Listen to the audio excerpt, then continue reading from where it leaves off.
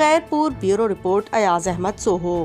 Joint action committee Shah Abdul Latif university Khairpur کے سینکڑوں ملازمین نے سابقہ vice chancellor professor doctor Khalil Ahmed کے گھر کا گھراؤ کر کے سخت نعرے بازی کی۔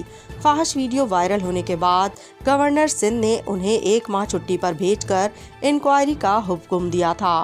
Voice chancellor professor doctor Khalil Ahmad 1 ماہ کی چھٹی پوری ہونے کے بعد آج وہ چارج لینے جب یونیورسٹی پہنچے تو اس کی اطلاع ملازمین اور ایکشن کمیٹی کو ملی، جس پر ایکشن کمیٹی نے ان کے گھر کا گھراؤ کر کے سخت نعرے بازی کی اور ان کو ہٹانے کا مطالبہ کیا۔